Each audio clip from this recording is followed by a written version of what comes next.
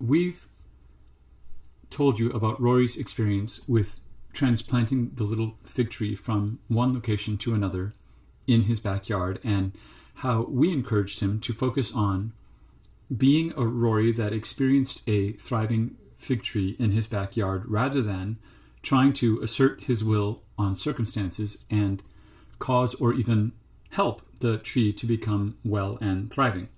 So, for the next several days after transplanting this tree and hearing our words, he focused his attention on visualizing himself looking out his window and seeing a large, thriving fig tree in his backyard. He meditated on what his body would feel like standing in the yard in the shade of that tree, what it would be like to feel the breeze on his skin as he stood near the tree, or how it would feel to get up in the morning and look out at a yard with that tree.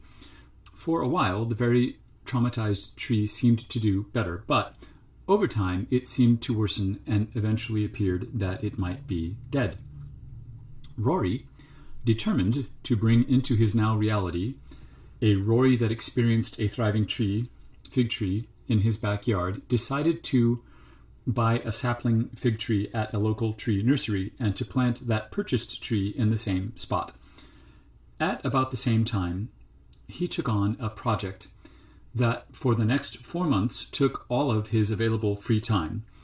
A few times during those 4 months, he remembered that on his to-do list there was the task of digging up the old tree, disposing of it, driving out to a nursery and purchasing a new tree, bringing it home and planting and caring for it. He did not look forward to these activities, but he was determined to do them.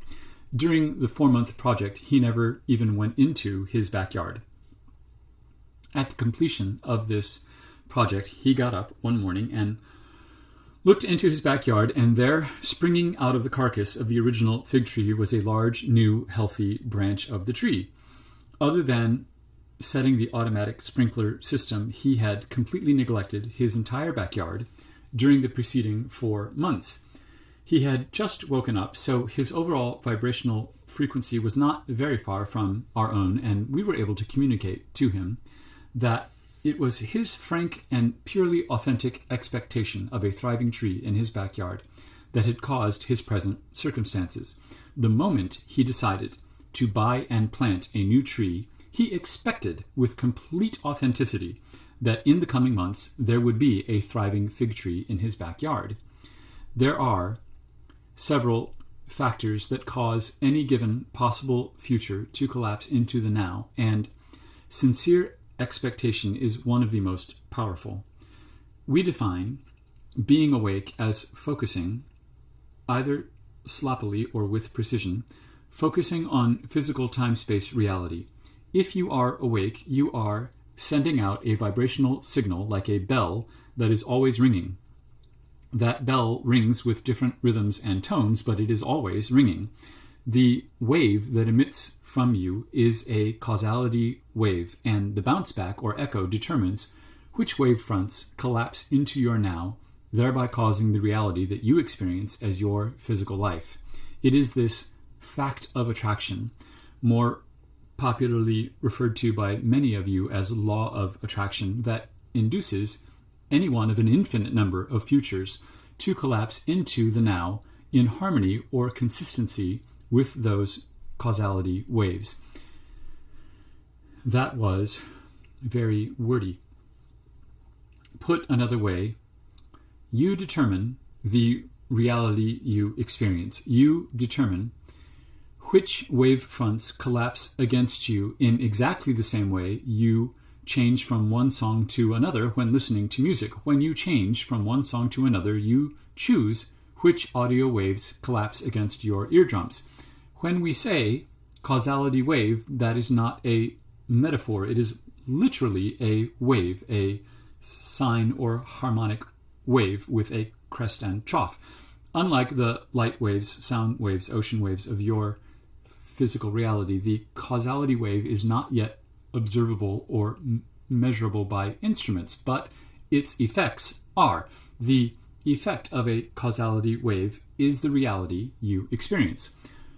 So, why is expectation such a powerful determining factor in which possible futures collapse into the now. The bell-ringing signals that you send out, the causality waves that you send out, are an expression of both what you emotionally feel and what you intellectually believe. So your desires and beliefs, or your fears and your beliefs, combine and ring out from you into all that is. The more certain your beliefs are, the more clear, precise, and powerful that causality wave is, and the stronger the results are. The more wishy-washy you are, kind of hoping, kind of wanting, kind of believing, the less effective those causality waves are.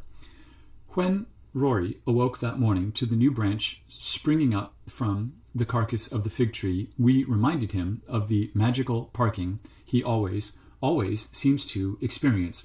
Rory has always lived in urban dense areas in a state that has 15 million registered cars, and he always gets what others refer to as lucky parking spaces, not in a parking structure 2 blocks down and 5 stories up from the restaurant where he has reservations, but right there on the curb in front of the restaurant, that kind of thing all the time. As a teenager and young adult, he knew that his expectation of excellent parking was part of how that was happening, but he didn't know the mechanics of it until quizzing us. Expectation and desire, or expectation and fear, combine to create the most powerful and most efficacious causality waves. Most of you believe that your expectations follow your past experience, and while there is a teeny bit of truth in that, for the most part, it is your expectations that create your experience. You wake up every morning with a body nearly identical to the one you went to bed with because that is what you expect on an unquestioning level of your conscious beliefs. And that applies to your entire life experience. But most of you see that as being the other way around. Rory argued with us when we first broached this subject within him.